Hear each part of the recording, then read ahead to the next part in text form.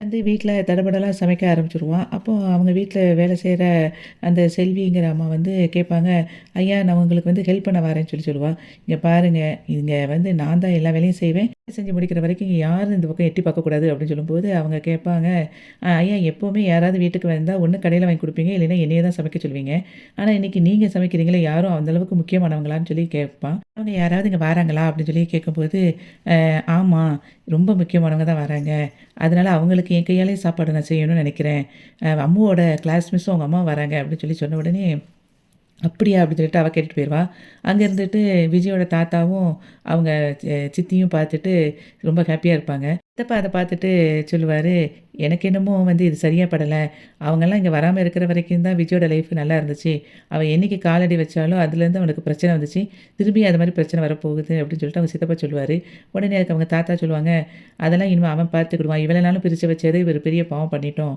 இனிமே வந்து விஜய் எல்லாத்தையும் பார்த்துக்கிடுவான். இவ்வளோ நாளும் நம்ம பிரிச்சு வச்சோம். ஆனாலும் அதே இடத்துக்கு காவேரி திரும்ப வந்துட்டா. அப்போ அவங்க 2 பேரும் சேரணும்னு இருக்கு. இன்னும் குழந்தையும் அவங்க தாயும் பிரிச்ச பாவம் நமக்கு வேண்டாம்." அப்படின்னு சொன்ன உடனே அவங்க சித்தப்பா சொல்லுவாரு, "இனிமே உங்க பாடு, அவன் பாடுன்னு" சொல்லிட்டு அவரு போயிருவாரு. விஜய் வந்து எல்லாத்தையும் சமைச்சுட்டு ரெடியா அப்படியே வாசலையும் பார்த்துக்கிட்டு இருப்பான். அப்போ அவ குழந்தை வேகமா வந்துட்டு, "அப்பா கால் பண்ணுங்க. இன்னும் அவங்க வரலைல" அப்படின்னு சொல்லிட்டு கேட்பா. உடனே, "நீ போய் கொஞ்ச நேரம் டிவி பாரும்மா. நான் வந்த உடனே உன்ன கூப்பிடுறேன்" அப்படின்னு சொல்லிட்டு அனுப்பி வச்சுருவான் குழந்தைய. அதுக்குள்ள ஆட்டோல அங்கேருந்து வந்துருவாங்க 2 பேரும். அப்போ வந்து சாரதா சொல்லுவா, "ஆட்டோ கிடைக்கிறதுக்கு லேட் ஆயிட்டுப்பா. அதனால தான் நாங்க லேட்டா வந்தோம்" அப்படின்னு சொன்னோனே, "சரி வாங்க உள்ள" அப்படின்னு சொல்லிட்டு கூட்டிட்டு போவான் விஜய். அவங்க தாத்தாவையும், அவங்க சித்தியும் உள்ள கூப்பிடுவான். கூப்பிட்ட உடனே அவங்கள பார்த்த உடனே காவேரி அப்படியே பார்த்துட்டு, இவங்கள எங்கேயோ பார்த்த மாதிரி இருக்கே அப்படின்னு ஃபீல் பண்ணிட்டு இருக்கும்போதே, விஜயோட தாத்தா வந்துட்டு, "வாங்க" அப்படின்னு சொல்லிட்டு எல்லாரையும் 2 பேரையும் கூப்பிடுவாங்க. உடனே சாரதாவும் வந்து கையெடுத்து கும்பிட்டு, "நல்லா இருக்கீங்களா?" அப்படின்னு சொல்லி கேட்பா. அதுக்கப்புறம் அவங்க பாட்டியோட ஃபோட்டோ அங்க தொங்கிட்டு இருக்கும். உடனே இவ வந்து அங்க அப்படியே நேரா போவா சாரதா.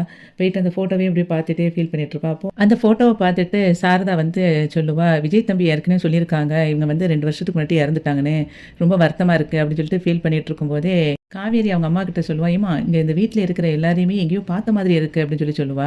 "நம்ம ஏற்கனவே இந்த வீட்டுக்கு வந்திருக்கோமா?" அப்படின்னு சொல்லி கேட்பா. உடனே அதுக்கு அவ சொல்லுவா, "விஜய் தம்பியவே இப்ப தான் தெரியும். நம்ம எதுக்கு இங்க வந்திருக்கோம்? அப்பலாம் வரலடி" அப்படின்னு சொல்லிட்டு அவங்க அம்மா சொல்லுவா. "அப்பனா எதுக்கு நீ வந்து அவங்க பாட்டி ஃபோட்டோவ பார்த்துட்டு என்னமோ தெரிஞ்சவங்க மாதிரி ரொம்ப ஃபீல் பண்ணிட்டு இருக்க" அப்படின்னு சொல்லி கேட்பா. அதுக்கு அவங்க அம்மா சொல்லுவா, "ஏடி அவங்க வந்து இந்த வீட்டுக்கு பெரியவங்க. இந்த வீட்டுக்கே ஆணி வேரா இருந்தவங்க. அதனால நான் அப்படி யோசிச்சேன்" அப்படின்னு சொல்லும்போது குழந்தை வந்து மிஸ் அப்படின்னு சொல்லிட்டு ஓடி வருவா. உடனே "என்ன அம்மு?" அப்படின்னு சொல்லி கேட்கும்போது, "வாங்க எங்க வீட்ட உங்களுக்கு சுத்தி காட்டுறேன்" அப்படின்னு சொல்லிட்டு கூட்டிட்டு போவா. அப்போ சாரதா பாட்டியும் கூப்பிடுவா. 2 பேரும் சேர்ந்து வீட சுத்தி பார்ப்பாங்க. அப்போ குழந்தை வந்து ஒவ்வொரு ரூம்பா காட்டிக்கிட்டே இருப்பா. காட்டிட்டு கடைசியா பெட்ரூம்க்கு போயிட்டு அந்த கபோர்ட திறந்து காட்டுவா. "இதில என்னோட பொருள்லாம் இருக்கு" அப்படின்னு சொல்லிட்டு இன்னொரு கபோர்ட திறந்து காட்டி, "இதில வந்து எங்க அம்மாவோட பொருள்" அப்படின்னு சொல்லிட்டு ஒண்ணு ஒண்ணா காட்டிட்டு இருப்பா.